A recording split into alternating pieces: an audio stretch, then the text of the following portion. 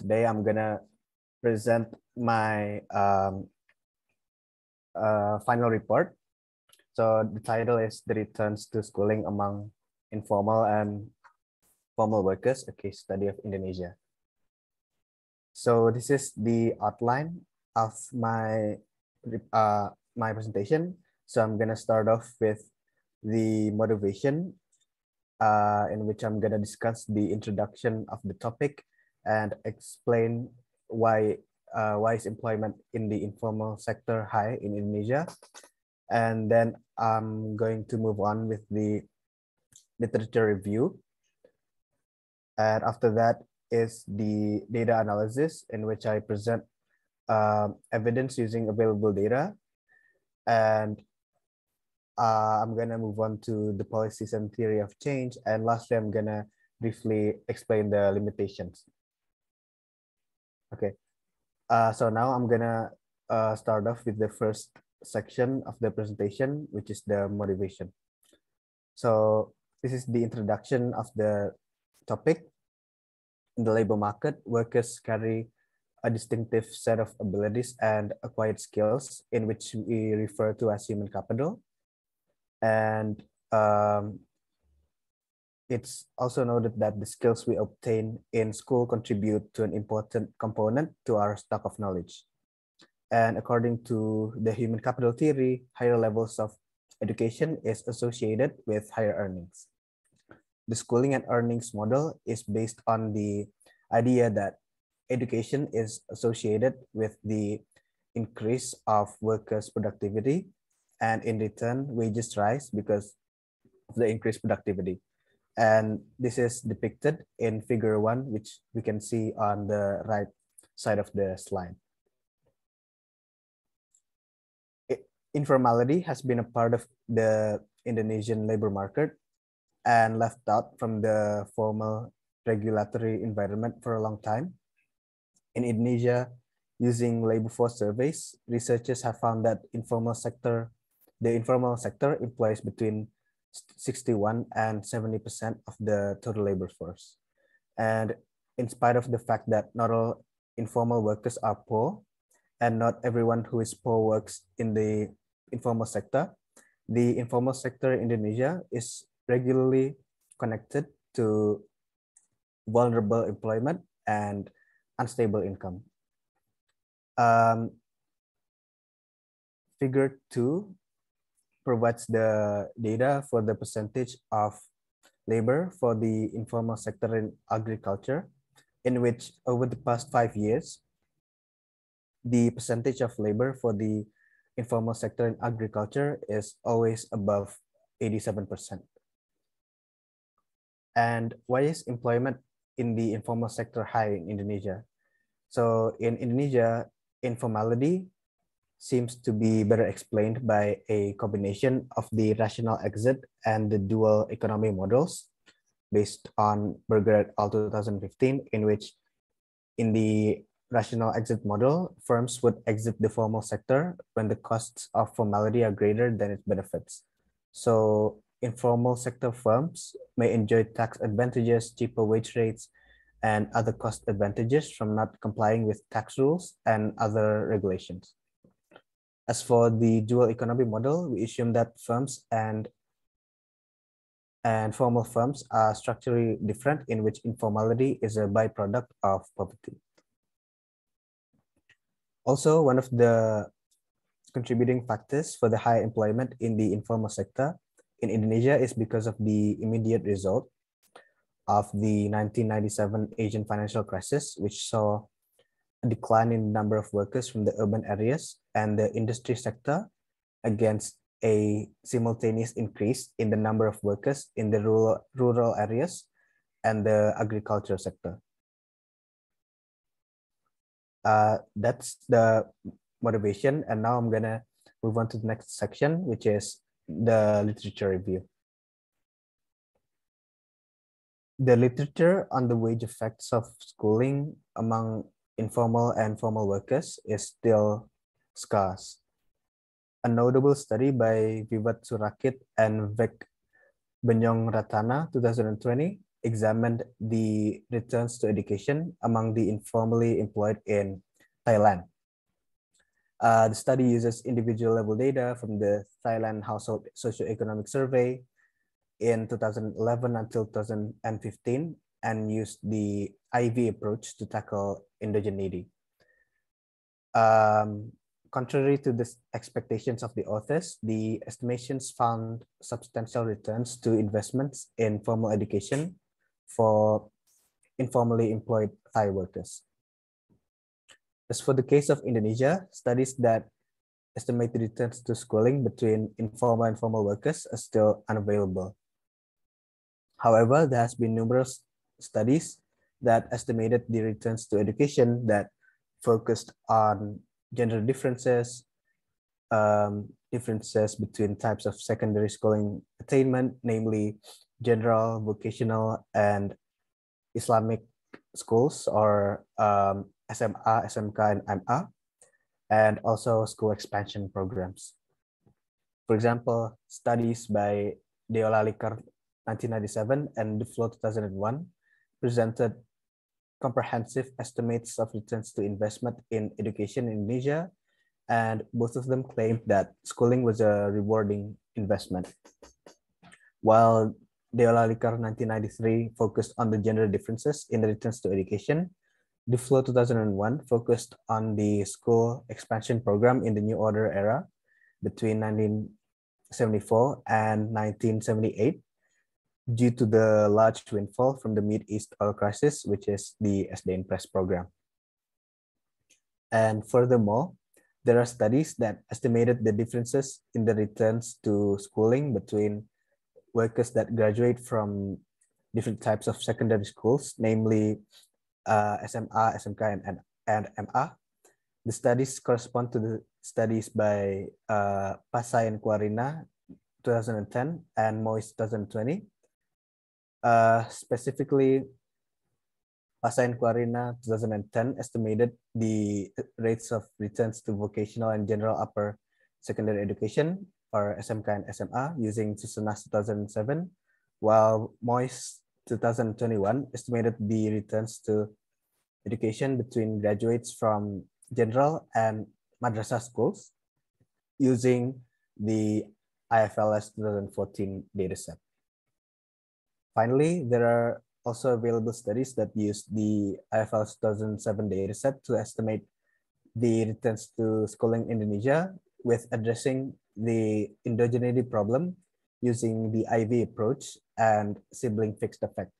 The studies include papers by Purnastuti et al. 2015 and Dumauli 2015. The next section is the data analysis section, in which I present some evidence using available data. So in this section, I present some evidence on the comparison of the average wages between formal and informal workers for different levels of education, and the frequency of formal and informal workers for different levels of education, as well as the relationship between years of schooling and wages among formal and informal workers. So the data used for the analysis is the latest IFLS dataset, which is IFLS Wave 5. And also the analysis restricts the sample to individuals aged 15 and above, that is categorized as the working age population. And the information on monthly wage and informal or formal worker classification refer to the individual's primary job, which consumes the most time. And as we can see in the figure on the right side of the slide, we can observe that according to the dataset, there are much more informal workers compared to formal workers. To be exact, in total, there are 20,024 informal workers and 4,456 formal workers. And out of all the workers, there is a great number of informal workers with primary education as the highest education level. And in the next Sorry figure, to oh, interrupt okay. you. I just want to remind that you have 5 minutes left. Okay. Okay. I think I'll just explain it more quicker. So in figure 4, we can see that the average wages between formal and informal workers is about, in which we can see the comparison between the wages between formal and informal workers, and the average wage of formal workers is about 2 times higher than informal workers. And for the next figure, we can observe that for both formal and informal workers, average wages are higher as education level increases. And it's also important to note that informal workers have lower wages on average. And for the next figure, we can see that there is a positive relationship between years of schooling and wages for both formal and informal workers, but the relationship is stronger for formal workers. For the policies and theories of change, there are some existing policies to reduce informality in Indonesia. So this include the one-stop shops for business licenses that are designed to reduce registration costs by centralizing the process of paying fees and filling out forms so that firm owners or managers don't have to deal with each ministry separately. And although firms choose to, basically, Berger et al. 2015 argue that firms remain to stay in the informal sector because the benefits of registration don't outweigh the costs. And although there is no direct evidence on the effectiveness of the one-stop shop program, the administration work is still complicated and time-consuming, and so these barriers are most likely to keep firms to remain in the informal sector. And for the theory of change, I argue that firms with low capital and workers with low educational attainment will be the most vulnerable. And compared to workers in the formal sector, we have seen that there is a much larger proportion of workers in the informal sector with only primary education level. And so I propose some solutions in which the government should focus on reducing the employment vulnerability and unstable income of informal workers. And this could be done by reducing the barriers of entry to the formal sector through simplifying the administrative process that includes the regulation of business registration. And also, I also propose alternative training programs that is especially aimed at workers who are poor, that intends to enhance the human capital of workers and consequently increase the productivity of workers by higher wages. But the programs, in my opinion, would need to collaborate with certain industries or sectors that demand labor with specific skills that can be obtained through the training programs, as to ensure that the workers can be properly accommodated for better jobs after receiving training. And lastly, for the limitations, I think this report has numerous limitations, mainly because it's limited to analysis using descriptive statistics and visualizing available data using two-way graphs to infer correlation between schooling and wages. So I propose that further research can be thoroughly accompanied by quasi-experimental methods to observe the causal effect of schooling on wages. And one of the crucial issues that makes it essential for research to use rigorous empirical strategies to infer a causal effect is the fact that individuals differ in terms of ability that is mostly unobserved. And this suggests that unobserved ability can be correlated with years of schooling and affect wages, which makes estimates in the returns to education biased. And that's all for my presentation. And here is all my references. Thank you very much. Okay, very good data. Okay, if anybody has any question, please raise your hand, and data, you can choose only one question because it's only 5 minutes for question and answer. Okay, please.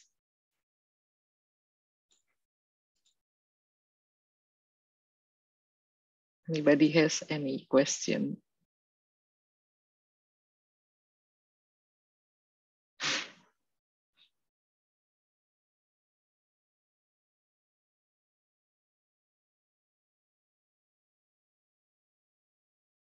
Okay, Helga.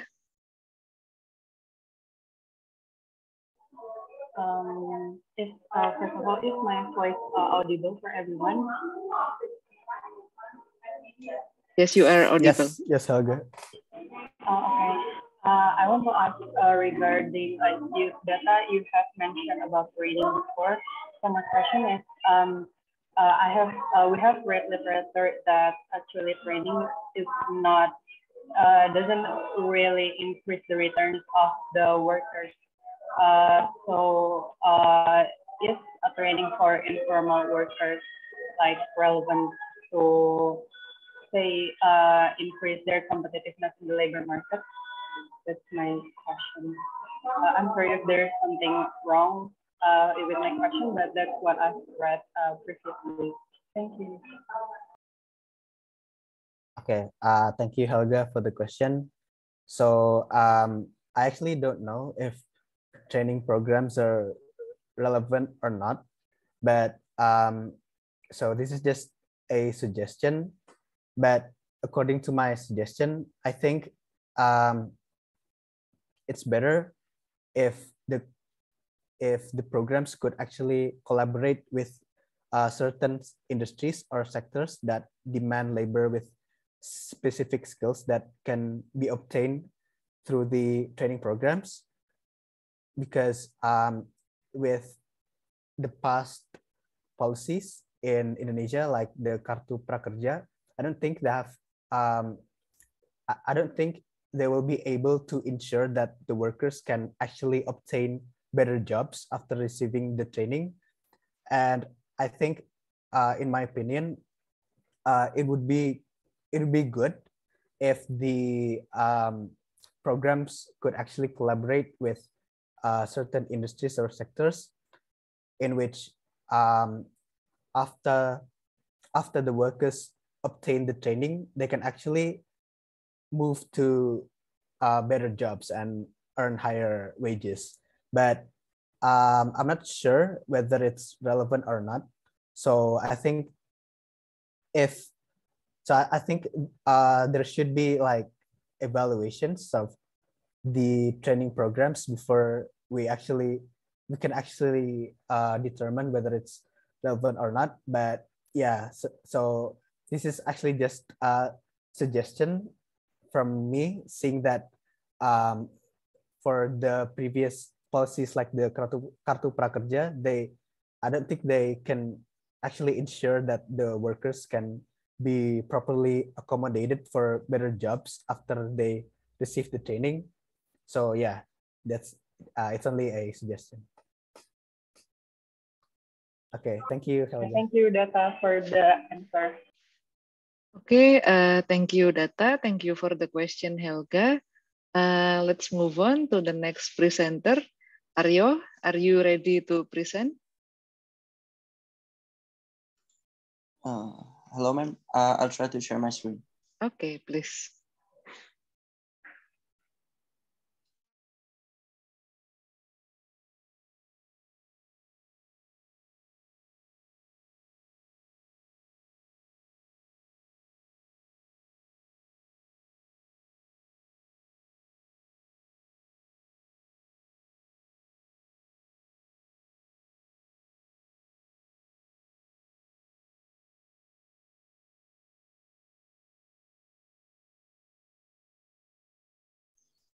Pardon me, is my screen visible?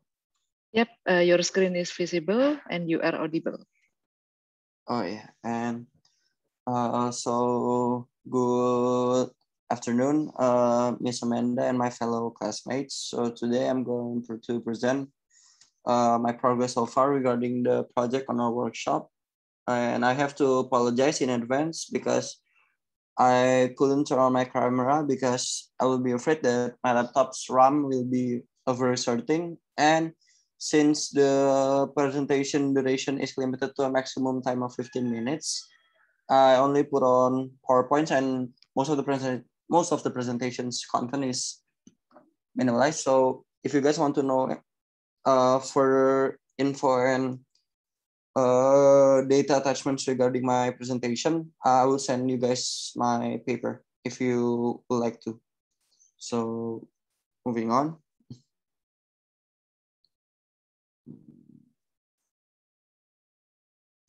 So here are the presentations outline. First is I'm going to present the introduction of my presentation, which consists of the research background and the questions that I've imposed on the problem formulation within the project. And within the problem formulation itself, it's going to be the literature review and the answer to the research questions by attaching relevant data that are related to the question at hand. And regarding the solutions, apart from the solutions that have been tried by the government or the policy mapping, I would also like to map out the impact that such solutions could be carried out and the theory of change itself, as requested by our lecturer. Moving on. So the topics reviewed within the project is the inequality of economic conditions and sociological standings amongst populace in a region led to a life of crime due to socioeconomic background, hierarchy status in a social climate, perhaps racial nature or family backgrounds. So the topic is being discussed is how a faction of youths faced mostly hardships in life and determined that the only way to overcome adversity of achieving a good life and reach good welfare status is by living a life of crime, whether it is for economic gain or a more self-satisfying approach to the life pursuit. There are several published research and papers that I will mention in the references section that is used as the basis of this project. And the theory being presented in those papers is by utilizing the term victimology and the demography of the known offenders and the amount of youths being in the category. Victimology itself refers to the conditional states endured by the so-called unknown subjects, where modern interpretations of victimology, such as psychopathy, sociopathy, and narcissism, could be apparent in crime rates by the many forms of criminality, such as property thefts, murders, and many more forms of crime. So from the many questions that I've imposed while doing my research, there are some like, what if a patriarch of a family is involved in a crime or imprisoned in a worst case scenario? What ways can a matriarch replace the role of her spouse in supporting the household? And why do people involve themselves in criminal acts for gaining financial stability or acting on urges of social deviancy, or perhaps because of their lack of education that prohibits them from having a more a better job, perhaps because of their lack of qualifications? And apart from that, another research question that I've imposed during the progress is, does education relate to productivity, as education is felt to have a positive relationship with productivity? Because the higher the level of education of a laborer, it means easier it is for a worker to complete the task that have been given to them. It is also a proof of return of education that better educational degrees could lead to a better employment with more beneficial income and expenses. And another question that I've imposed is that does criminal participation affects educational participation, as the criminality rate is expected to have a negative relationship with the rate of participation in some education, which means that the lower the criminality rate, the higher the participants of educational institutions should be. The higher the educational attainment by individuals, I would like to emphasize that the higher the work productivity of an organization or institution is expected. Moving on. So here are the cause and effect I would like to emphasize from the previous slides, such as lack of schooling, limitation in financial capabilities, and social pressures from the surrounding environments. There are also effects such as the threat to community security, the welfare of citizens, and the acts of criminals that could indoctrinate youths to follow the same cycle of violence that endangers their society. I also believe that after further research from the findings within the paper used as reference, that the nature of crime is also based on motivation to earning sufficient funds to finance or provide for the respective houses they are residing.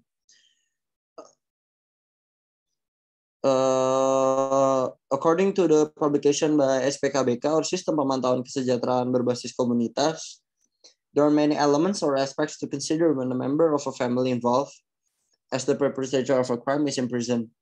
Notably, when the patriarch or matriarch is in prison, such as the vulnerability of the members of the households towards domestic abuse or community alienation, perhaps their participation on the labor force, or the housing status, or maybe the primary caretaker is in prison, and they may have to sacrifice their wealth or unable to pay for housing rent fees, access to public services such as healthcare, especially for infants or children beneath the age of 5, and finally, the continuation of education for the remaining underage household members.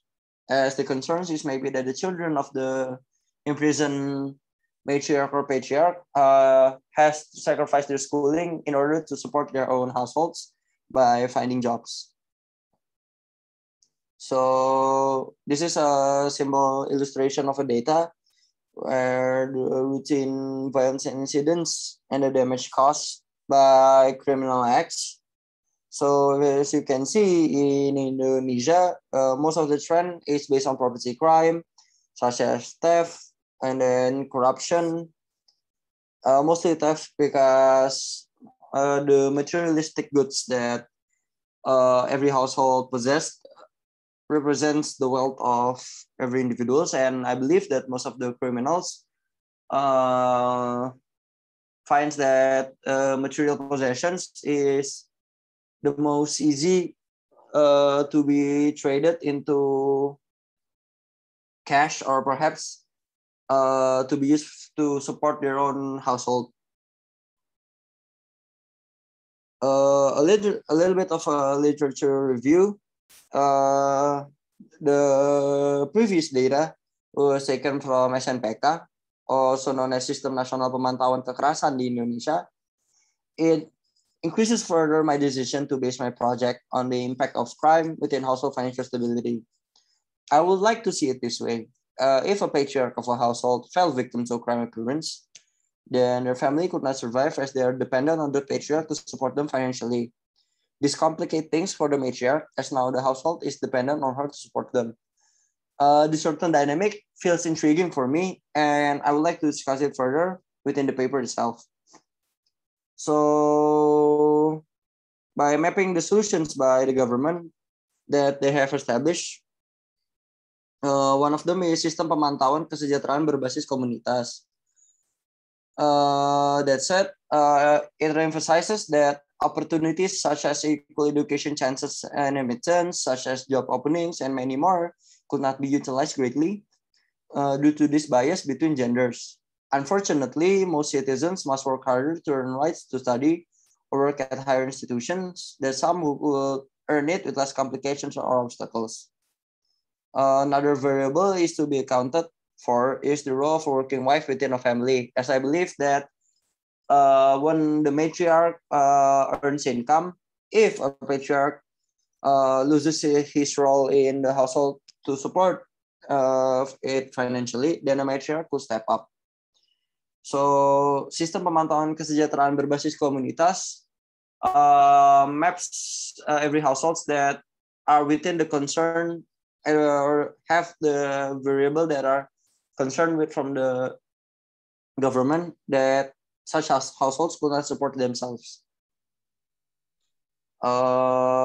Several factors taken from the SPK-BK data implicates that a single parent household have more aspects to be concerned, such as the ones that I've outlined below, as you can see, such as the vulnerability to domestic violence, possession of residency documents, child labor, etc. Sorry, you have 5 minutes left. Understood, ma'am. Economic analysis in crime is used for analyzing property crimes.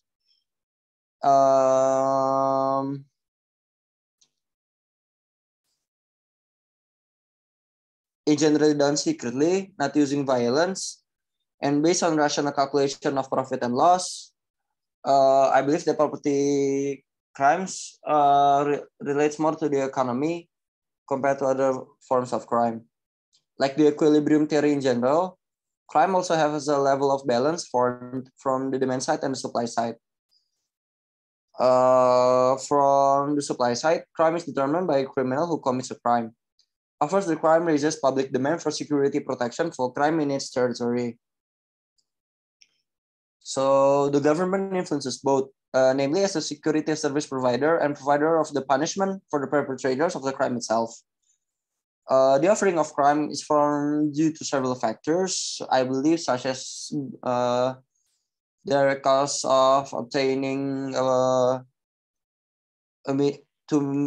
meet ends meet, average wages rate in the legal labor market, and so on.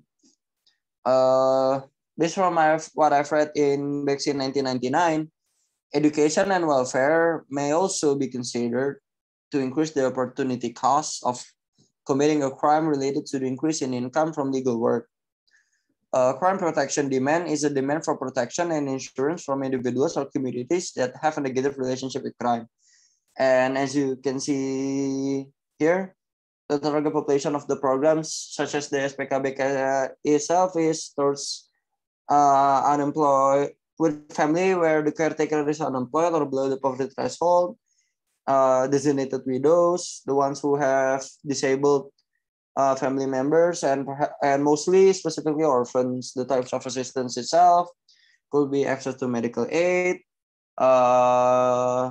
mempermudah sekolah, or tend to make educational time or schooling easier for them to access to logistics such as nutrients and housing help and disability aid.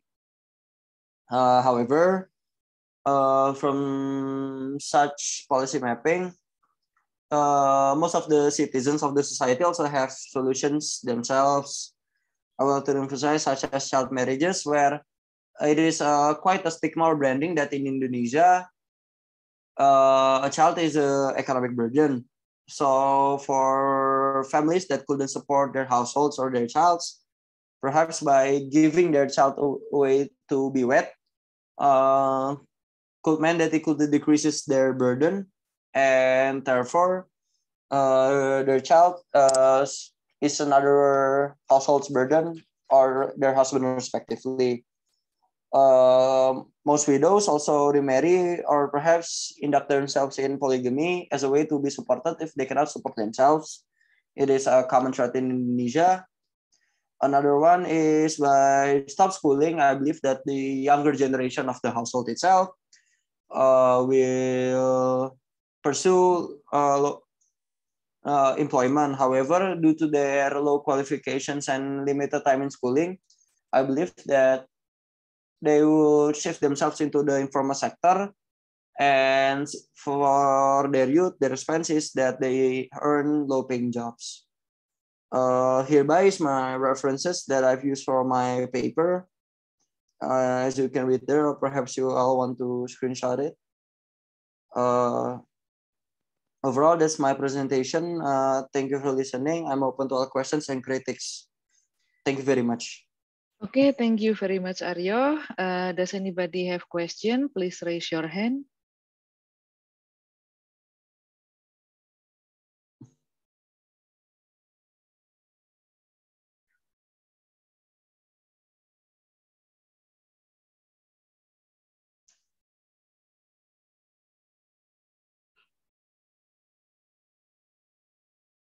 Are you guys sure you don't have question for Aryo?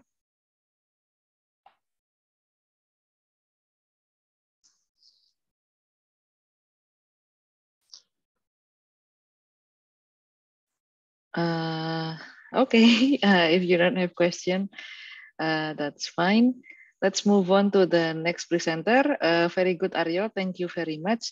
Oh, I think, Aryo, you have not sent me your slide, so please send it to me via email, yeah? Thank you. Understood, ma'am. Thank you. Yep. And then the next presenter is going to be Juan and Helga. Please, the screen is yours.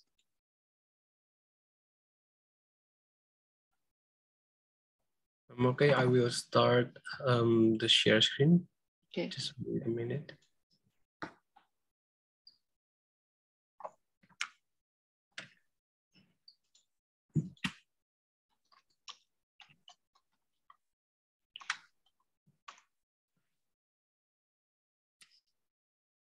Is it my screen right now possible? Is it visible? Yep, it's visible. Okay.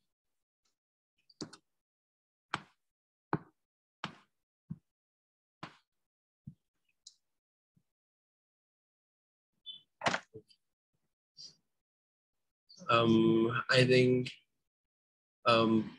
think this presentation would be firstly start with Helga. This Helga. All right, so good afternoon, everyone. My name is Mutiara Helga, and I'm here with my colleague, Juan Claudio, and we are here to present our report with the title of The Effect of Conditional Cash Transfer on Child Labor, an assessment of program Keluarga Harapan in Indonesia. And the outline of our presentation is as follows. We will start with the executive summary, and then we will explain the issue or the background of this study, and then followed by with like review on supply and demand analysis of child labor, as well as the determinants of child labor. And then we will discuss about the ongoing intervention, and lastly, we will discuss our proposed solution. All right, so for the executive summary, we will be presented by my colleague, Juan Claudio. Okay, so here our executive summary for the child labor topic. So the poverty is one of the most challenging problems that face for the most developing country, which is produce one consequence, which is called a child labor. The government has issued some potential programs, such as the conditional cash transfer. We could mention the PKH, and then Raskin, and then another bantuan langsung tunai. And the government also has issued the training campaign, developing education infrastructure, which have succeeded to pull out more than 100,000 of child from the labor market. However, this paper would like to discuss the program Keluarga Harapan as a program which tries to ease the very poor household in accessing health and education services. Lately, we will discuss the program Keluarga Harapan itself, what is the main objective of this program. But the important things is that implementing the program Keluarga Harapan still make the perception of the parents regarding child labor are the same. And hence, some potential solutions are enhancing the social protection funds should be continued to the socialization to the parents and children regarding the danger of child labor and education, increasing parents' level of education, and increase the welfare of mothers.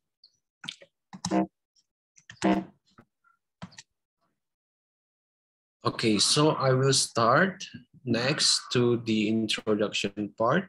So first, I have mentioned in the executive summary that we have the problem on developing country, which is Indonesia, with the poverty itself. And there is a fact from IFAD in 2011 that 1.4 billion people are trapped in extreme poverty and reside in developing country.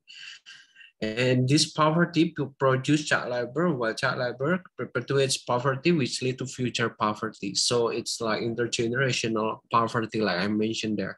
So when there is a child labor, most likely for the family would make it the child labor as those child labor will be continued until the next generation. So which is leads to the future poverty, like said by Wahda in 2001.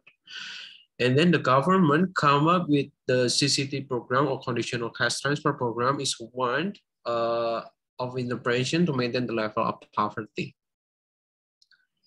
However, in some developing countries, such as Mexico and Brazil, provide CCT program to provide investment in human capital, such as the education and health, to lead families to a better life condition in the long run. So this CCT program in some countries like Brazil and Mexico, it succeeds to decrease the level of child labor and decrease the parents' working time. Why the human capital should be put it as the main concern? Because there is one statement by Gary S. Baker in 1995 that investment in human capital are one of the most effective ways to rise the poor. And this part will be continued by my colleague, Helga. All right. So we also provide a current trend of the child labor in Indonesia. So the graph that you guys saw in this presentation is the percentage of working children aged 10 until 17 for 2018 until 2020. So for the past 3 years, there's a decline in child labor number in 2019. However, due to the pandemic, the number rose significantly in 2020. And respectively, the number of child labor for each year is 2.61%, 2.35% in 2019, and lastly, 3.25% in 2020. Next.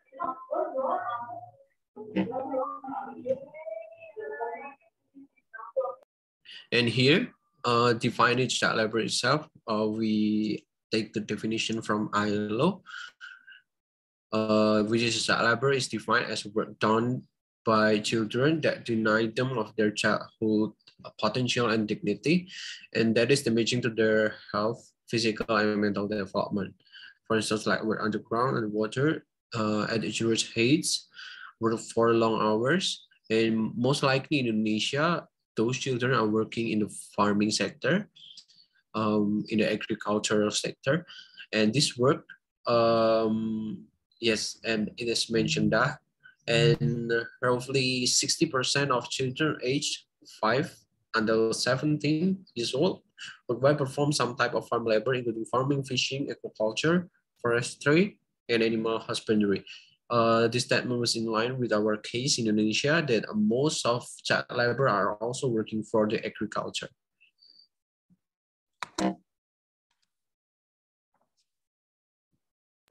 All right, so moving on to determinants of child labor, we will divide our determinants into the supply side and the demand side. As for the supply side, there's a household poverty, local customs that accept child labor in a positive manner, in the sense that if they go to labor in earlier age, they will earn skills in their earlier age as well. And last, if the desire of children to buy things their parents cannot afford, so that's why they have jobs and earn money on their own. On the other hand, from the demand side, is there's an increasing home garment industry, the decreasing adult labor force due to migration, and the decreasing youth labor force due to garment factories. Next. There is an additional literature on the determinants of child labor. There is a lowly educated parent, employment status of the parents in a household, which is states that if the parents work, children tend to work as well. But this is only the characteristic of poorer households. And the third one is birth order of the children, which is the oldest son or the oldest daughter tend to go to work instead of their younger one. And the last one is the presence of employed adults in the household. Next. And for the demand side, which is the non-economic factor, is that the first one, child workers are innocent, unlikely to be absent from work, and reluctant to fight for their rights. And social acceptance of child labor, which says that community status of job employers increases if they provide jobs to children in the community. And the third one is the need of employers to ensure the availability of child labor in the future. So that's why they employ children in their earlier age. And the last one is physical characteristics of the children. Next.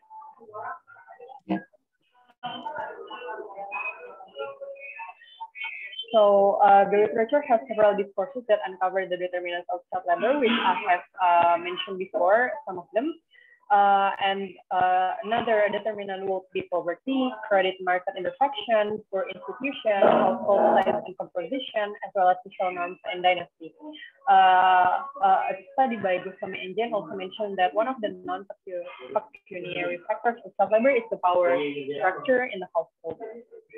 There's also a study by Del Castillo and Mafort, which show that households that randomly receive a conditional cash transfer compensated for some of the intra-household differences as they reduce child labor for older boys who used to work more and for boys who were further behind in school. Next.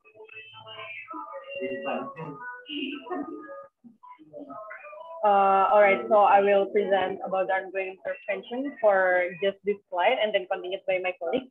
In Indonesia itself, various procurements have been made in order to reduce child labor, according to Ministry of Manpower and ILO IPEC in 2015. In terms of legislation, they have completed the implementation of Rencana Aksi Nasional Penghapusan Bentuk-bentuk Pekerjaan Terburuk untuk Anak for phase 1 and phase 3, and for phase 1 and phase 2, and currently is finishing the phase 3. The second one is creative child labor-free area. The third one is conducted child labor reduction program and pulling around 143,000 children out of labor market. And the fourth one is strengthen the capacity of law enforcement on child labor norms and with forms of child labor through the expansion of education and training. And the next one will be presented by my colleague, Juan Claudio. You have 5 minutes left. Thank you. And here our ongoing information in terms of education and training, which is the school years compulsory had been extended 9 years to 12 years, and then school quality is enhanced by increasing education infrastructure. It has been fixed, the teaching method and the educational cost also has been reduced by using the dana pos. And in terms of social protection, there are CCT SIMs, which is the PKH, PLT, PPAPKH, Jamkesmas, and labor-intensive SIMs, the Kartu Prakerja to have the unemployment, and provision of microcredit using the Kredit Usaha Rakyat, and the tuition exemption and additional foods using Dana Bos Raskin PKH. And here, our main topic is the ongoing intervention on PKH. PKH is Indonesian CCT program with its mission to decrease level of poverty by providing the health education services. It has the main outcome of interest before that a significant reduction of stunting, increase in the rate of enrollment, and increase the household consumption. It also succeeds to decrease the level of wage work for about 34 and 48%, with a substantially increase also on the enrollment to school for the young children aged 7 until 12 years old. And this part would be continued by my college. Okay. So according to study by Shukri in 2018, they found that PKH has been successful in increasing students' academic achievement, as well as increasing students' knowledge on the importance of education and the danger of child labor. However, as the study stated, the increase in knowledge hasn't yet been translated into action, as there are a lot of determinants in child labor. Next. And here now our problem identification regarding this problem. So there are reducing a level of child labor by implementing the CCT program. However, this is come as the effect of the increased by increasing the knowledge of danger of child labor from the program Keluarga Harapan. So if the government bans the children from working altogether, then children will quit school and work full-time instead. The problem with the previous child labor education program in collaboration with PKH is the absence of parents in the program targets. Therefore, parent participation in the child labor education program is the key to reduce the child labor.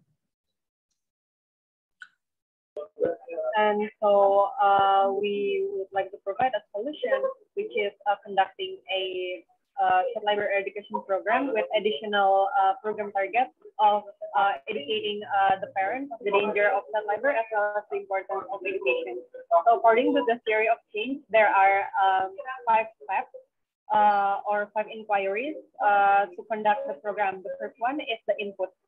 We have Juan Claudia and I have discussed about the inputs, and we figured that staff, good governance, budget, on-field person in charge, as well as the researchers and academicians to determine the effect of the program on the final outcomes is important in making the program. The second one, in the activities, we discussed that there should be a collaboration between Indonesia and ILO for eradicating the child labor, training for staff in terms of the knowledge needed on the field, as well as about for increasing the integrity. And lastly, conduct surveys on places with intensive working children, so that the program can be implemented in the place that have a lot of working children in there. The third one is the output. So the output is the child labor eradication program with additional target on the parents. The fourth one is the outcomes, which we want to aim for the increased knowledge of parents and children of the danger of child labor and the importance of education itself. And lastly, the final outcome is to reduce the number of working children in Indonesia. All right, so that's all from us. Here's our references, and thank you for your attention. Okay, thank you, Juan and Helga. Anybody has any question for them?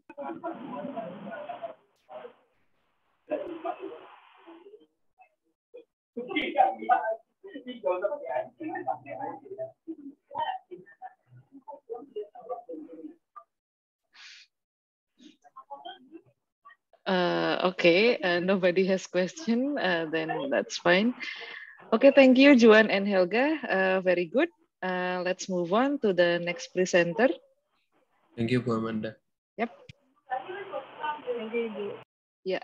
Now, Pascal and Nurul, the screen is yours. You can present your final project.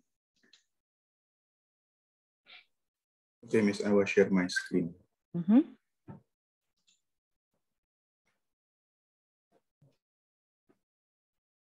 Is it visible? Okay, thank you.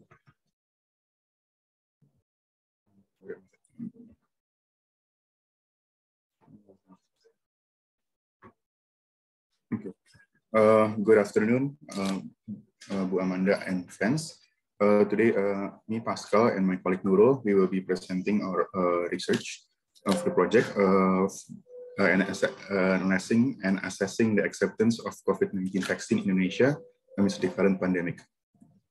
So here is our outline today.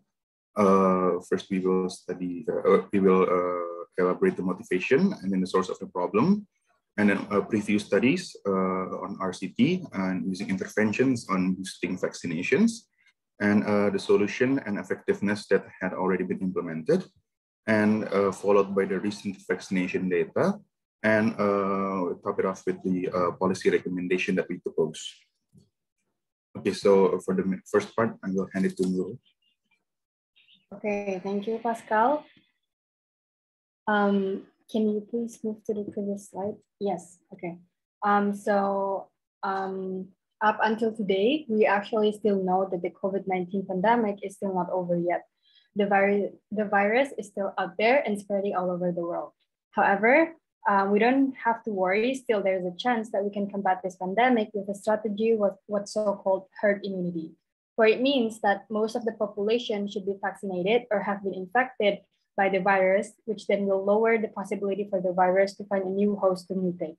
In order to achieve the goal of herd immunity, the Indonesian government has been putting their best effort in importing huge amount of vaccines through several agreements.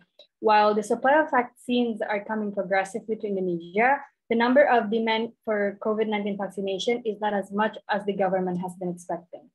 Next slide, please.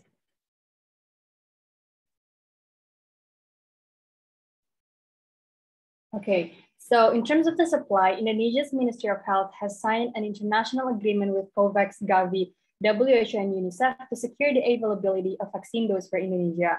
In total, the government is expected to receive 80 million doses of vaccines by the year of 2021. Yet on the other hand, the acceptance rate of vaccine from the demand side still remains low. According to COVID-19 vaccine acceptance survey in Indonesia conducted by the Ministry of Health, NITAG, UNICEF, and WHO, there are still 7.6% of respondents refused to get vaccine, and 27.6% of respondents are still having vaccination hesitancy. Next slide, please. As we can see that the survey actually also provides several answers right from the respondents regarding their personal reasoning on refusing to get vaccines. There's a respondent that concerned towards the side effects of the vaccine. Another respondent said that there should be a minimum of 1 year of testing and 10 years of research for the completion of the vaccines.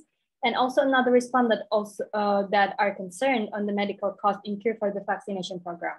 All these reasonings indicate that some people are still reluctant to get vaccines due to several reasons, including the uncertainty of side effects, vaccine effectiveness, as well as future medical costs. For better understanding, let's move on to the data we obtained based on the result of the survey. Next slide, please. So as you can see on the bar graph, there are 30% of respondents who are still concerned about the safety of the vaccine. 22% of the respondents are still uncertain about the vaccine's effectiveness. 12% of the respondents concerned towards the side effects. 13% of the respondents are lacking interest towards the vaccines. 8% of respondents are refused to get vaccinated due to religious belief, and the rest of 15% of respondents with other specified reasoning. As a result, if most people are still reluctant to get vaccine, then it will be hard for Indonesia to achieve the herd immunity condition where we are supposed to get back on the economic recovery. Next slide.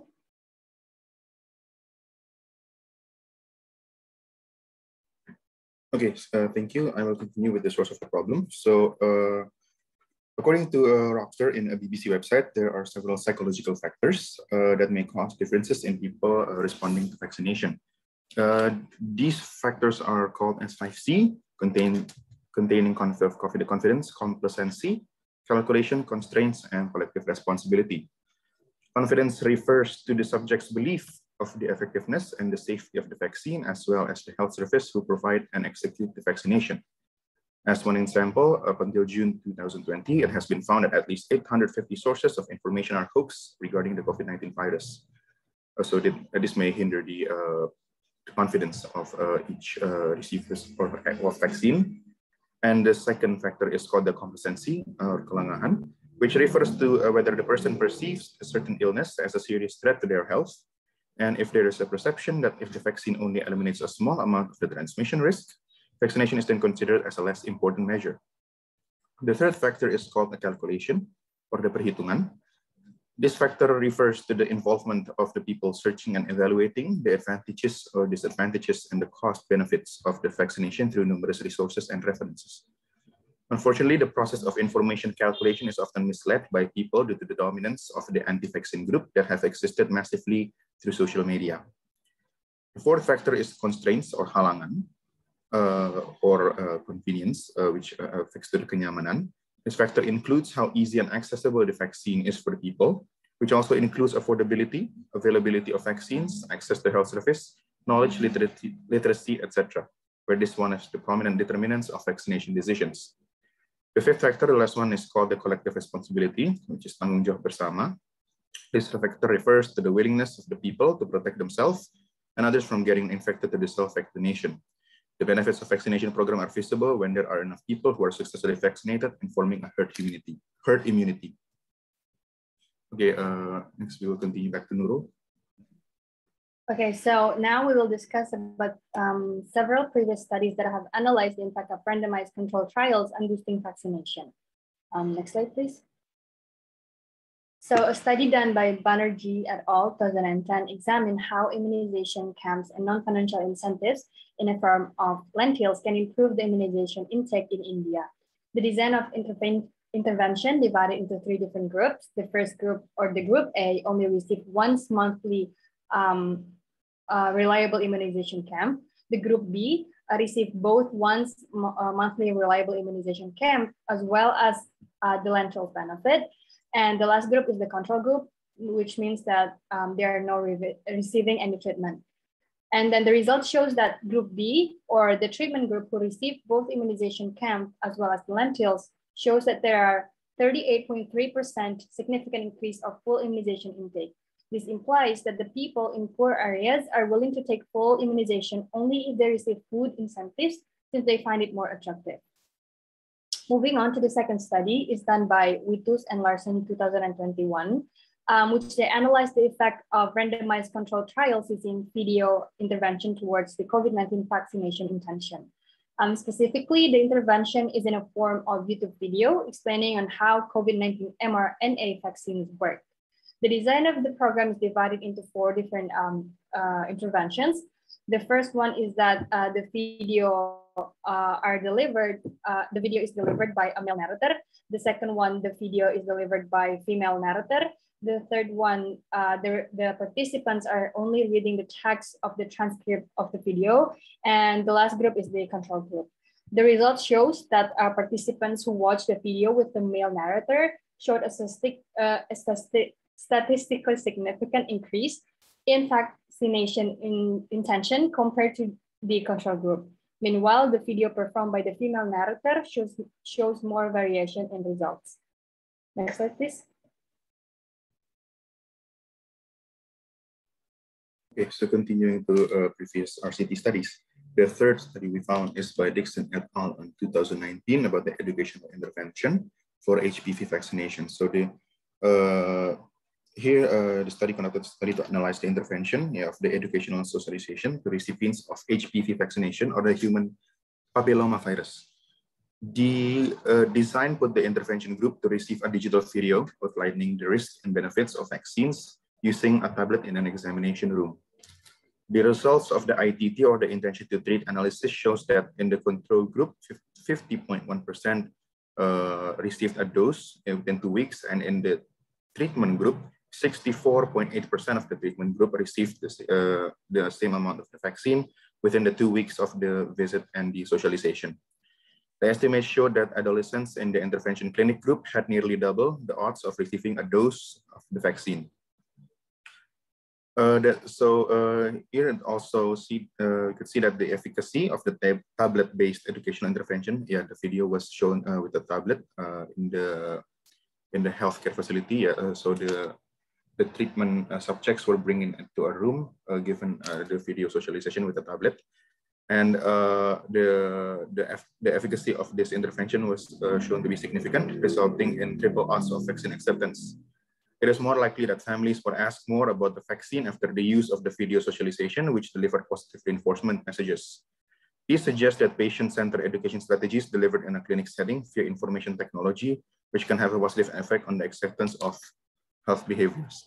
The fourth one is by Toharudin et al. 2021 of the National Vaccination and Local Intervention Impacts. So actually, we use this paper as the reference for the policy recommendation, but it used the PPKM and the vaccination policy as an intervention to see the progress of the COVID cases. Well, the results showed that PPKM significantly decreased the additional daily cases, and vaccination significantly affected the recovery rate. This study was in the early to the mid 2021. So because the vaccination were not too much yet, the results show that the vaccine did not significantly affect the additional daily cases. However, with further studies, it could be examined. Okay, so next we will be jumping to the policy mapping about the solutions proposed and the effectiveness. So the existing actions, the first one, there's already a campaign, which the government has already implemented a vaccination campaign by boosting vaccination process to VP or vaccination program and VGR, vaksinasi gotong royong. Vaccination program is fully implemented by the government, where gotong royong authorizes SMEs to purchase and conduct vaccination to their employees and families. The vaksinasi gotong royong is expanded based on Peraturan Menteri Kesehatan number 18, year 2021, authorizes SMEs to conduct vaccination to the citizens around the location to be participated. There are possibilities that this vaccination process will be expanded again to prevent future waves of emergencies. And the second point is the sanction, where according to a juridical review by Jennifer 2021, there has been implemented a policy that has sanctions regarding vaccination refusal, which are stated in Article 13A and 13B of the Presidential Regulation number 14, year 2021. Article 13A states that everyone that has been set as a target of COVID vaccination recipients must receive the vaccine, and everyone that has been designated as the target for vaccination recipient but refuses to participate may be subject to administrative sanctions such as postponement or termination of social security assistance and government administrative service or monetary fines. Where Article 13B states that the eligible targets of the COVID-19 vaccination that refuse to receive the vaccination is subject to a criminal sanctions in accordance with the law number 4, year 1984 about infectious disease outbreaks, as it hinders the implementation of preventing the spread of COVID-19. And the third point is the administrative requirements for travel and entering public places. The government, through the Ministry of Tourism and Creative Economy, has set strategies to dampen the COVID-19 spread. One of the key requirements for travel is the administrative requirements such as e-hack applications, Peduli Lindungi, and vaccination certification. The government utilizes the Peduli Lindungi app to trace and track citizens regarding their daily activities, which also requires having the vaccine certificate registered in the app. The requirement that everyone has to have a vaccination certificate is no longer only for tourism activities, but also for daily activities, especially for entering public places. Sorry, you have 5 minutes left. Okay, Miss. Okay, Miss, noted. So another action has done by the Indonesia's police officers that they actually have contributed 13,500 people to be responsible as vaccinators in helping the health workers. Within the number, there are actually 900 individuals have been given proper training, while the rest is still ongoing. And police have actually provided 48,000 and 355 personnel that will be spread to 34 different provinces in Indonesia, which will be responsible as a tracer and help the tenaga kesehatan in Indonesia. And then the other action can be seen by the effort of Grab Indonesia, Good Doctor Technology, Danan Indonesia, and Kalbe, which they are actually collaborating with Indonesia's Ministry of Health and also the local governments to actually provide vaccination program through Grab Vaccine Center. This facility has become the first vaccination facility that provides 3-in-1 services, including car drive-through, motorcycle drive-through, as well as walk-in process. And as a result, this program have vaccinated 6,000 of people. And in Banten, they have that they have injected the doses for 5,000 people. Next slide, please. So according to the input that Bu Amanda has given us in the last presentation, for now, we provide the most current data and the reasoning why the number of vaccination is actually increasing.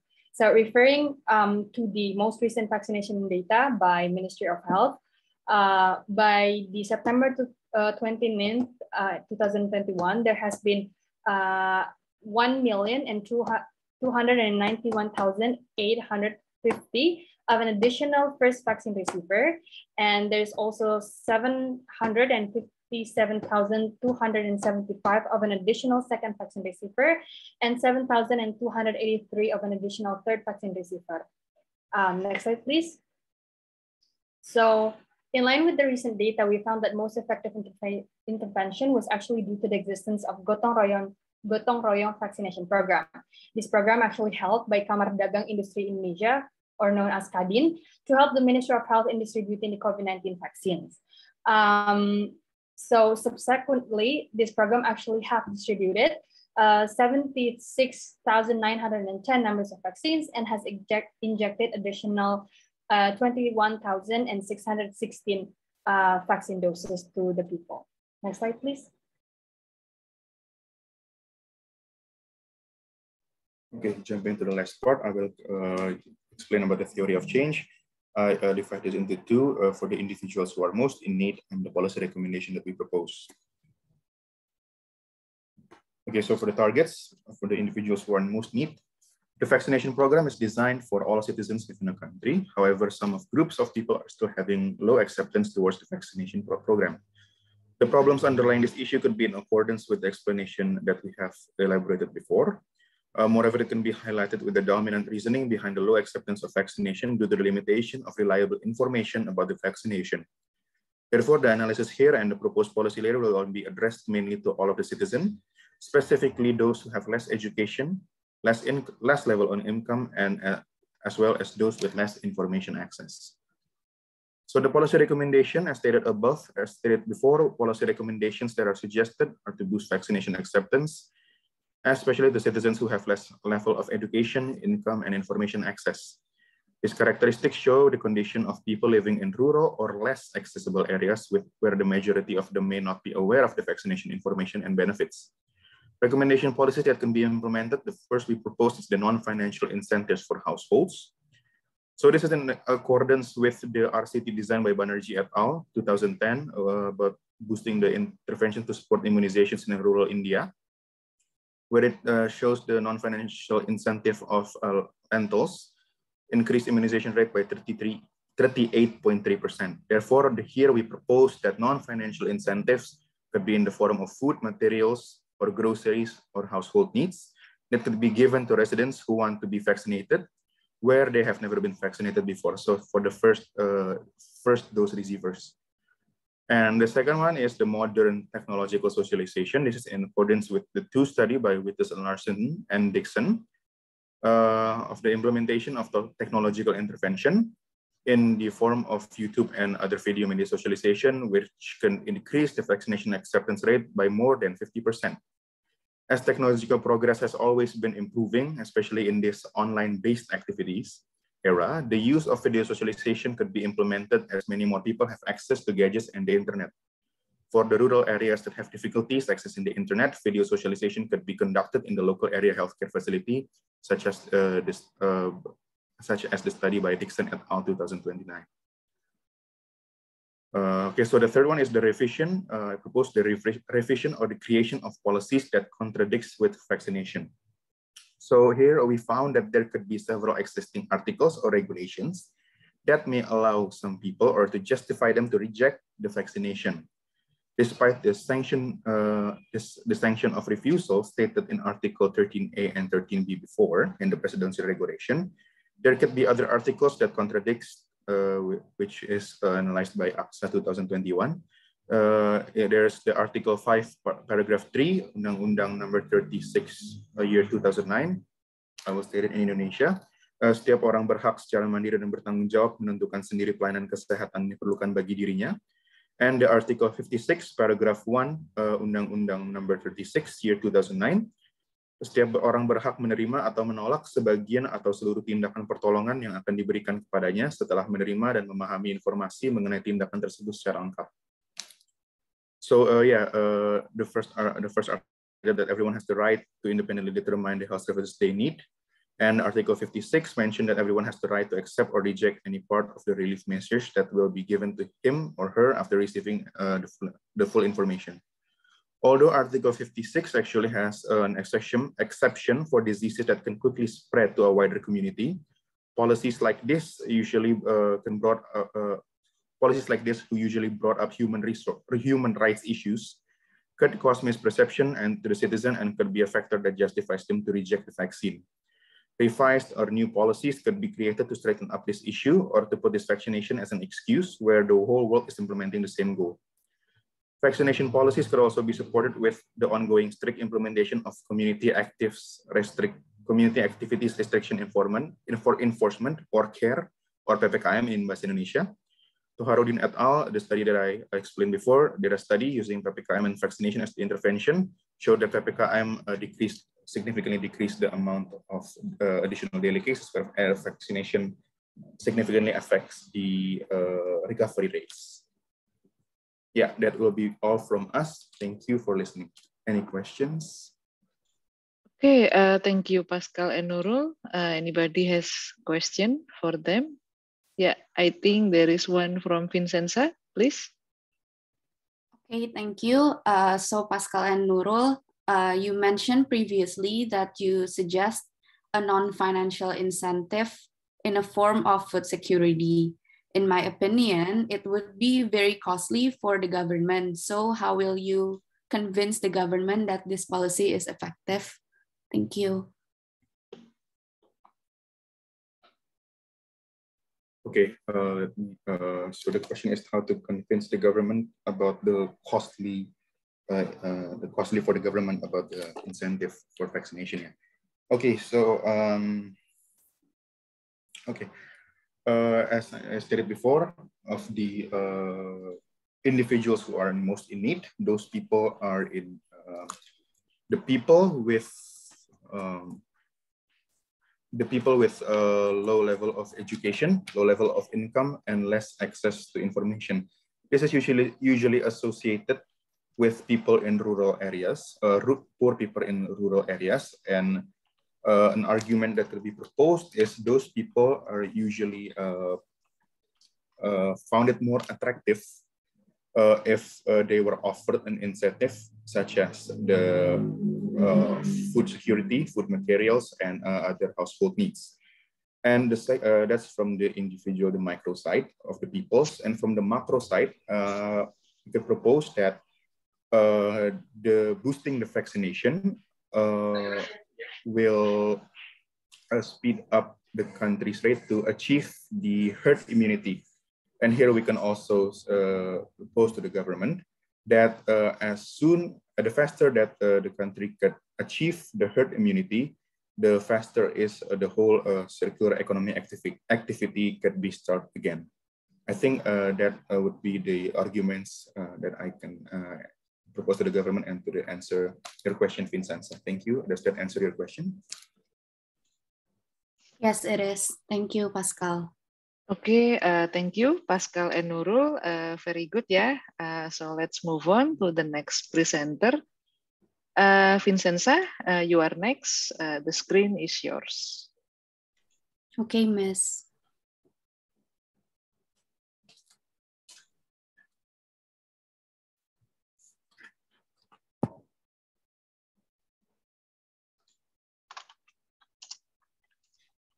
Okay, so good afternoon, Bu Amanda and my fellow classmates.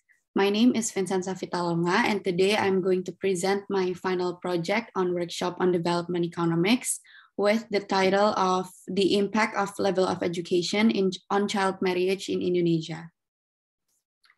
So here are the topics that I'm going to present today, starting from the motivation and background of the project, the literature review for the project, policy mapping, and theory of change or recommendations that I have to solve the issue. Starting with the motivation and background of the project, we start with education. Education is the learning of knowledge, skills, and habits of a group of people passed down from one generation to the next through teaching, research, and training.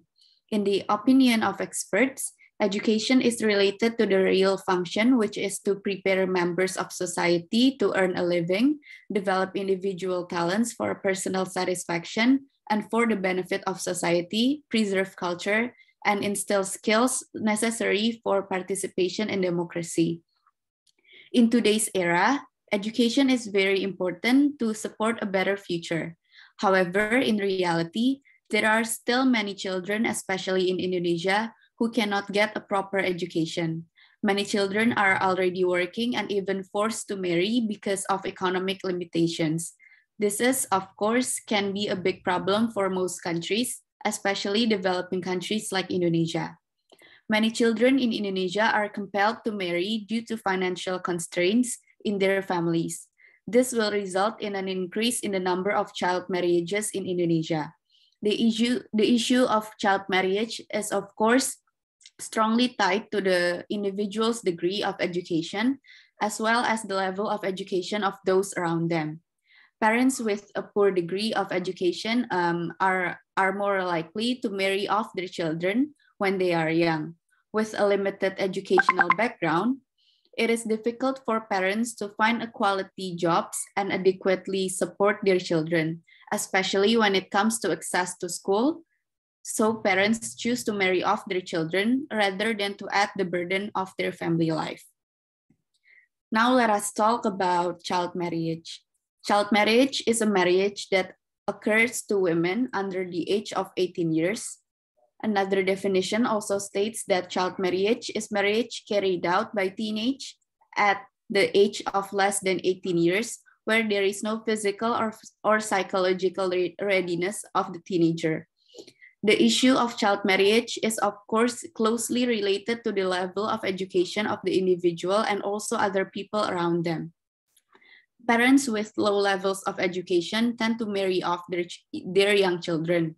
With a low educational background, it is difficult for parents to get decent jobs and support their children well, especially for access to education, so that parents prefer to marry off their children rather than to add the burden of their family life. According to the Deputy for Fulfillment of Children's Rights at the Ministry of Women's Empowerment and Child Protection of the Republic of Indonesia, child marriage can have a negative impact on children, especially for education, health, and the economy, which can lead to the emergence of new poverty or structural poverty. Not to mention other impacts such as domestic violence, human trafficking, and wrong parenting to children, so that all children's rights can be taken away. In some cases, parents actually think that children who marry young can be a savior for their families. In fact, child marriage can hinder the education and self-development of the child itself. In addition, children who do not have child marriages can have a greater opportunity to study and develop their potential, interest, talents, and abilities. However, if the child does child marriage, it will make the child drop out of school and do not have the opportunity to develop their self. For the literature review, I chose a paper by Agung Dwi Laksono, Ratna Dwi Wulandari, and Ratu Matahari with the title of Does Education Level Matter in Women's Risk of Early Marriage? Case Study in Rural Area in Indonesia. This study stated that early marriage is a phenomenon related to the socio-economic conditions in developing countries. The phenomenon is increasing in number from year to year, so that it becomes the focus of the target of the fifth point of the Sustainable Development Goals.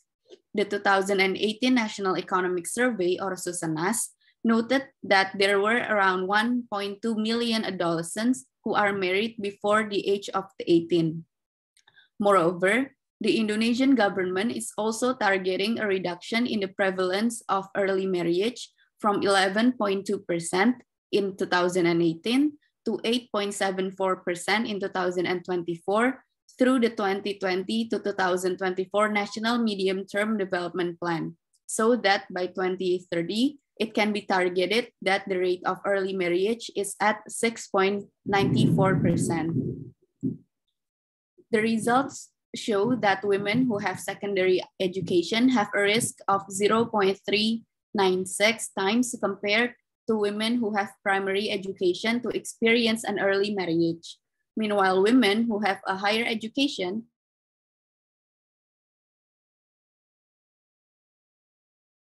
primary education to experience an early marriage. These findings inform that education level is a determinant of early marriage among women in rural areas in Indonesia. The lower the education of a woman in a rural area, the higher the risk of experiencing an early marriage. Moreover, low education is probably closely related to an understanding of the risks of early marriage, which is also low. One of the efforts that have been taken by the government in order to reduce the number of early marriages is to provide the community with child-friendly health centers. Deputy for Fulfillment of Children's Rights and at the Ministry of Women's Empowerment and Child Protection of the Republic of Indonesia, Lenny and Rosalind, revealed that efforts to prevent child marriages are by optimizing the role and function of health services in the community, one of which is through the Child-Friendly Health Center. Child-friendly health centers play an important role in preventing child marriage. Lenny explained that the health center is a health service facility that is very important in preventing child marriage, considering that 32% of children in Indonesia are known to seek treatment at the health center.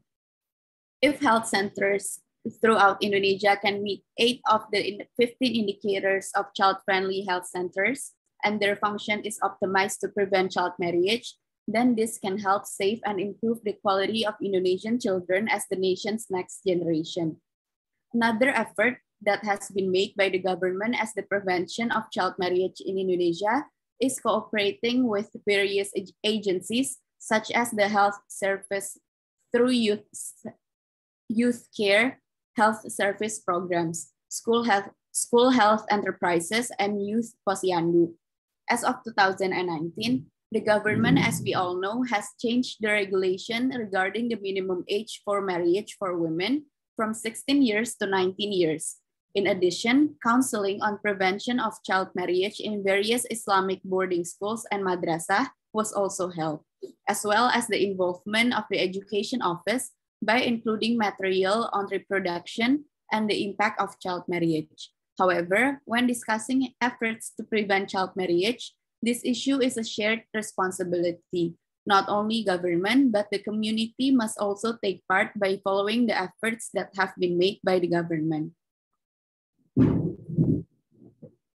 There are several efforts that I suggest in this paper to reduce the number of child marriages in Indonesia.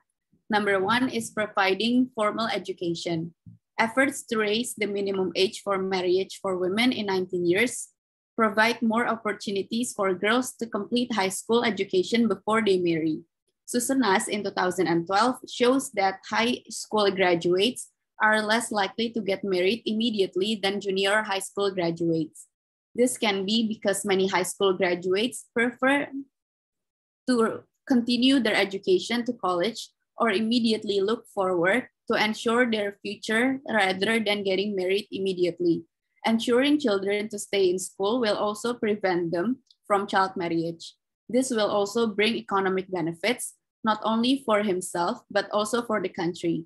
Therefore, in order to keep children in school and not marry at child's age, the government must ensure that all children can participate in the 12-year compulsory education program. Number 2 is sex education. According to National Geographic in 2019, a study showed that 7 out of 8 girls in Jakarta, Yogyakarta, and East Java admitted that they were pregnant before their marriage. Other studies have also shown that the fertility rate of Indonesian women between the ages of 15 and 19 is 47 births per 1,000 women. These facts show that most children do not know that early pregnancy will increase their chances of getting married at a young age. Therefore, sex education is needed to reduce the number of child marriages in Indonesia. This is because sex education can help reduce child marriages and unplanned pregnancies. In the future, it is highly hoped that in Indonesia, sex education can be made a compulsory subject in schools so that children can have more knowledge about the importance of taking care of themselves and their relationships with the opposite sex in order to prevent unwanted things that can end in child marriage. Number 3 is conducting socialization related to regulations regarding the minimum age for marriage. Indonesia is an archipelagic country that has provinces scattered throughout the country. This, of course, makes Indonesia a country that certainly has remote areas that are difficult to reach. The difficulty of reaching people in remote areas is what makes a lot of people unaware about the adjustment to changes in the minimum age of marriage for women. Therefore, in order to reduce the number of child marriages in Indonesia, the government can start to conduct outreach to remote areas in Indonesia about the minimum age of 19 years of marriage for women. With this socialization, it is hoped that people will finally understand the existence of this regulation and how they must comply with it. I think that is all for my presentation today. Thank you for your attention. Thank you, Vincenza. Very good. Anybody has question for Vincenza regarding her topic?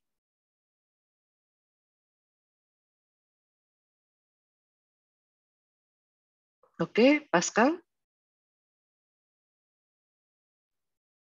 Yeah, thank you, Vincenza. So, if I'm not mistaken, that you stated earlier, that people in rural areas lack information about the child marriage regulation, similar to my case before. Therefore, what do you think that people in those rural areas should do to overcome this issue? Thank you. Okay, thank you, Pascal, for the question. Well, it is true that people in rural areas do lack of information about the regulations stated by the government regarding the child marriage. But I think, on the other hand, the government have done several ways to introduce the regulation to people in the rural areas by arranging some kind of socialization regarding the minimum age of marriage for women.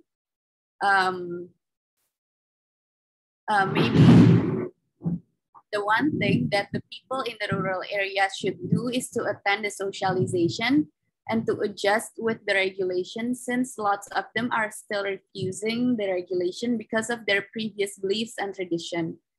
I think they also should put forward the reason behind the socialization being held, such as the negative impacts of child marriage itself. I think if both government and people in the rural areas have applied these, the number of child marriage could decrease eventually. Is that answering your question, Pascal? Yes, thank you very much. Okay, sorry, Juan, I kind of limit the question for only one question because I hope that everyone is going to finish today. So sorry about that. Okay, that's okay. You can talk with Vincenza after the class if you are interested in something in her topics. Okay, let's move on to the next presenter, Amira, please. Oh, okay, Miss. I will share my screen.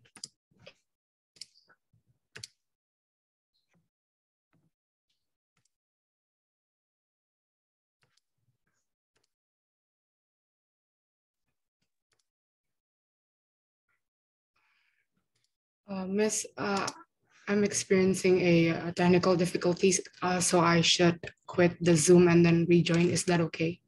Okay, we will wait for Sorry, you. Miss. Okay, thank you.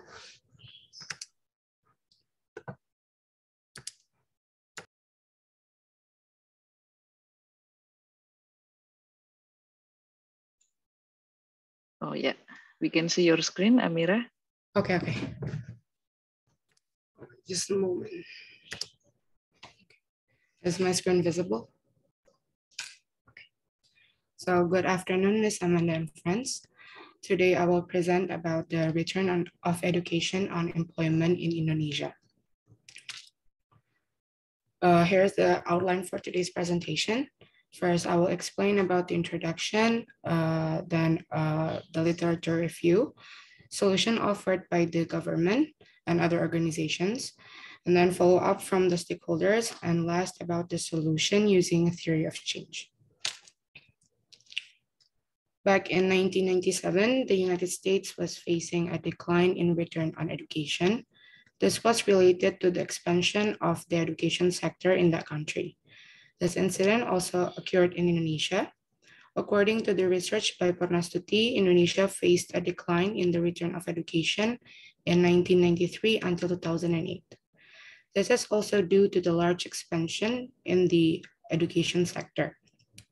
On February 2019, Badan Pusat Statistik has stated that more academy or vocational and university graduates are out of work. This causes the education capital provided has not been able to provide earnings for individuals and the state. In addition, data obtained from Badan Pusat Statistik shows that elementary school graduates dominate the working population. Their jobs are dominated as self-employed, unpaid laborer, and paid laborer. Meanwhile, worker or employees are dominated by senior high school graduates that followed by university graduates.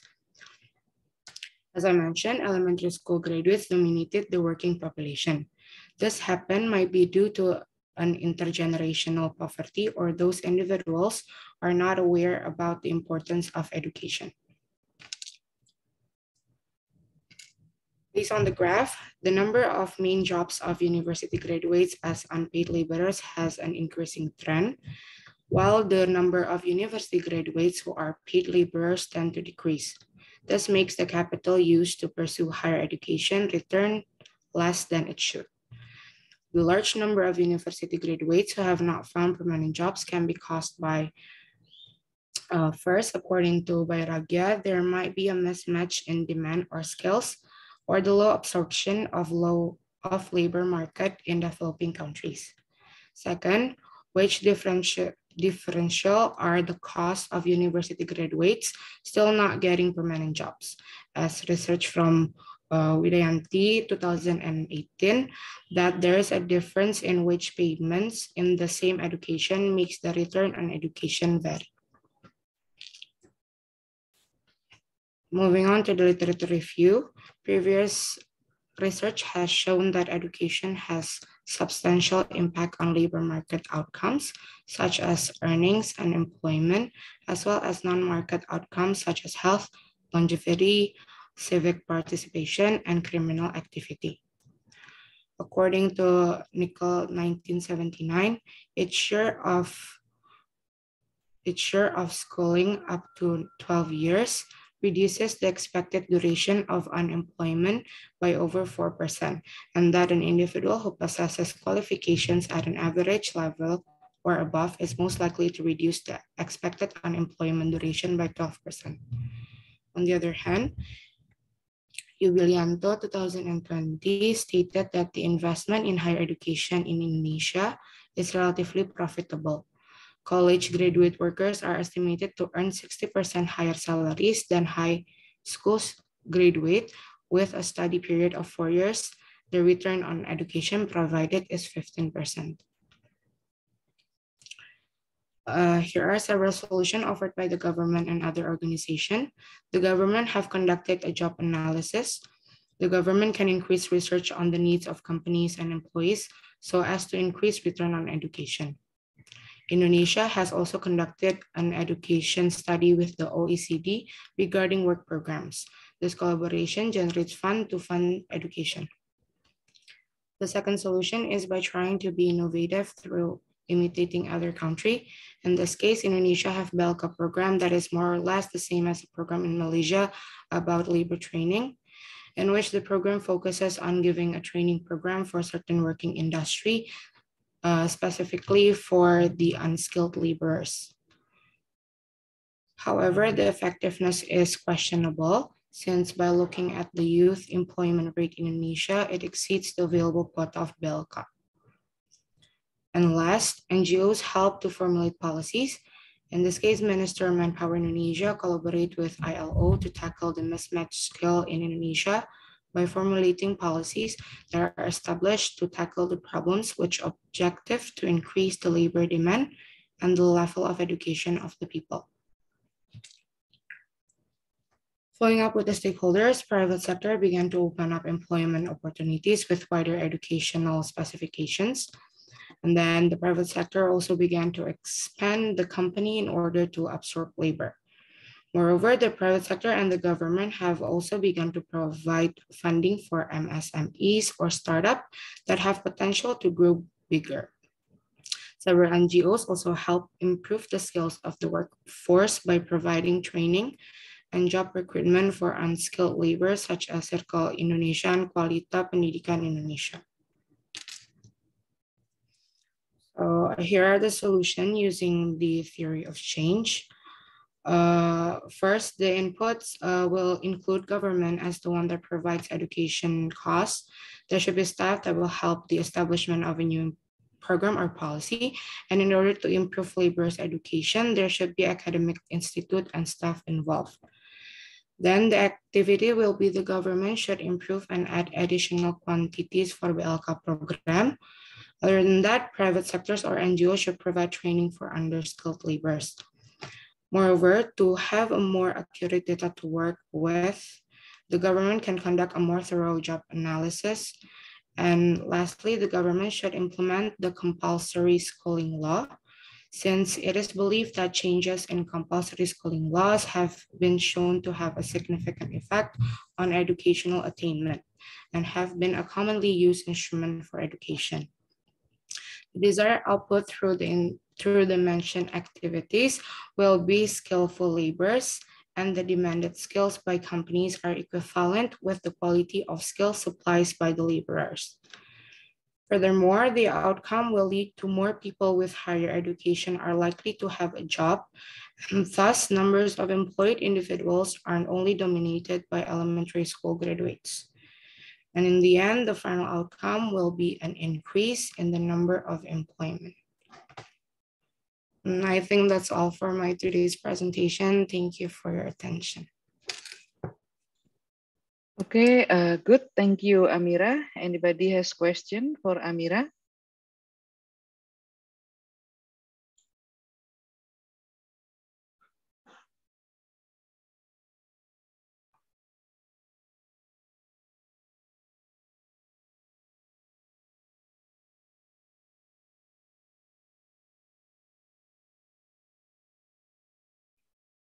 Okay, by the way, does anybody know where Zaki and Stefan are?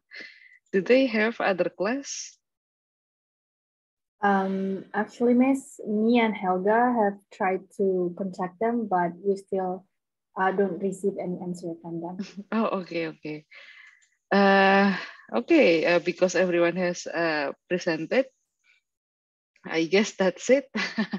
That's the end of our workshop, yeah. And about Zaki and Stefan, I think I will contact them via email, and I will ask them to make a video of their presentation, and then I will ask them to send the PPT as well.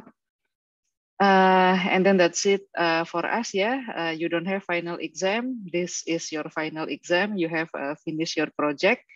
I will grade you based on your final report and also your performance the entire semester. And then I want to thank you. Thank you guys for giving your best, for doing well in this class. And then I apologize if I did something not very nice in this class. And then that's it from me. I hope everything is going to be okay for you in your entire career in this Faculty of Economics and Business. Then goodbye. I'll see you when I see you. Bye-bye. Thank you. Bye, Miss. Thank you so much, Miss. Thank you, Miss.